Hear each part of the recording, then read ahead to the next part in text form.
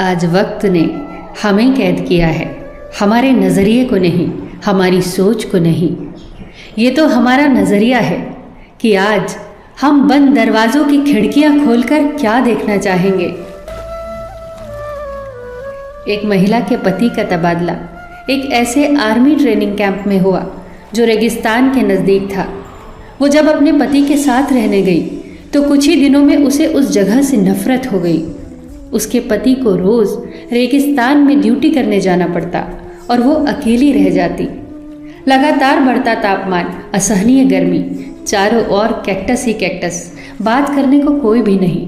गर्म हवाएं लगातार बहती, कुछ भी खाओ पियो, यहाँ तक कि सांस भी लो तो सब में धूल ही धूल भरी होती।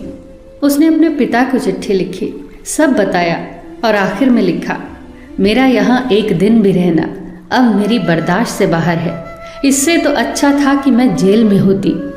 उसके पिता ने जवाब में सिर्फ 2 लाइनें लिखी और उन 2 लाइनों ने उस औरत की पूरी जिंदगी बदल दी। जानते हैं उसके पिता ने जवाब में क्या लिखा? 2 लोगों ने जेल की सलाखों के पीछे से देखा। एक ने कीचड़ देखा, दूसरे ने सितारों से भरा आसमान। एक ने कीचड़ देखा, दूसरे ने सितारों से भरा आसमान। इन पंक्तियों को उसने बार बार पढ़ा। उस पर इनका इतना गहरा असर हुआ कि फिर कभी उसने जीवन में शिकायतें नहीं की। उसके बाद उसने सिर्फ नेमतों को गिना और ईश्वर को उसके लिए धन्यवाद दिया। उसके बाद उसने कभी अपने जीवन में कीचड़ नहीं देखा, सिर्फ और सिर्फ सितारों से भरे आसमान को देखा। जैसा आप देखना चाहेंगे वैसा ही ये जीवन, ये लोग, ये संसार आपको दिखेगा। बेशक कई परिस्थितियां हमारे हाथ में नहीं होती, पर उन पर हमारी प्रतिक्रिया कैसी हो ये पूरी तरह से हमारे ही हाथ में होता है। एक गुरु से शिष्य ने कहा, गुरुजी, एक आदमी आश्रम के लिए गाय उपहार में दे गया है। गुरु ने उत्तर दिया, अच्छा हुआ, सभी को दूध पीने को मिलेगा।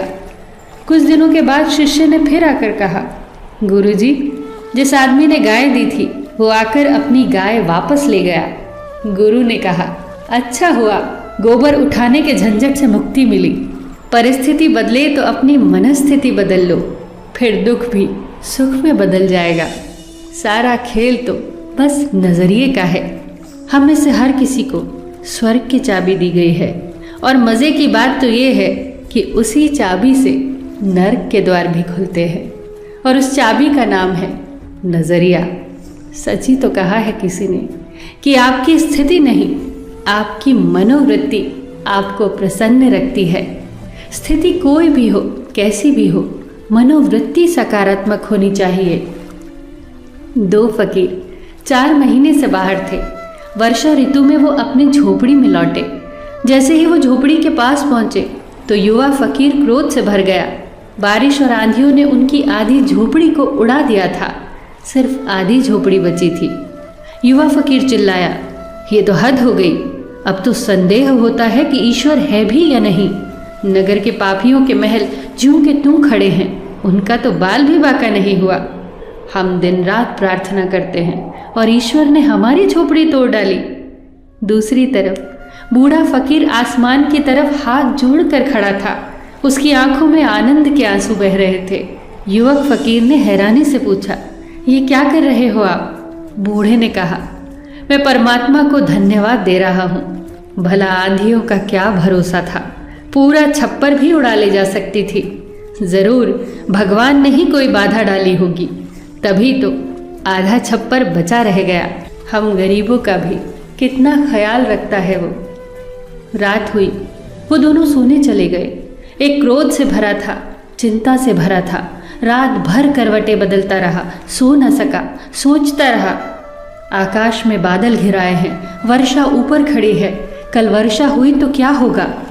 दूसरा धन्यवाद से भरा हुआ था, कृतज्ञता से भरा वो गहरी नींद में सोया। सुबह उठा तो खुशी से झूमने लगा और आकाश की तरफ हाथ उठाकर फिर से ईश्वर को धन्यवाद दिया। हे परमात्मा, शुक्र है तेरा, मुझे तो पता ही नहीं था कि आधे झोपड़े में सोने का क्या आनंद है। अगर पहले पता होता तो तेरी हवाओं को भी तकलीफ न देते, खुद ही आधा छप्पर अलग कर देते। जब भी नींद खुली तो आकाश में कहीं बादल उड़ते दिखाई दिए तो कहीं चमकते सितारे। सोचने लगा कि कल बारिश भी होगी तो आनंद और बढ़ जाएगा। आधे झोपड़े में हम सोए होंगे और एक तरफ बारिश की बूंदें संगीत पैदा करेंगी। कितने आनंददायी क्षण होंगे वो।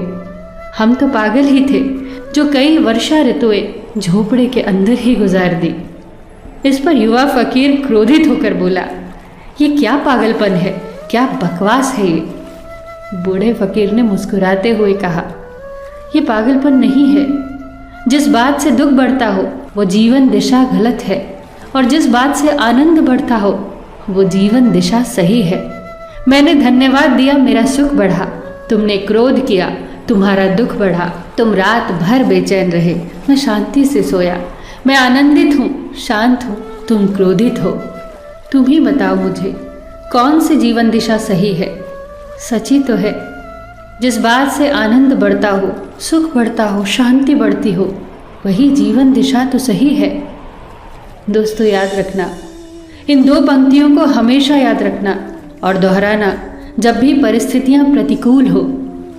दो लोगों ने जेल की सलाखों के पीछे से देखा, एक ने कीचड़ देखा और एक ने तारों से भरे आसमान को देखा।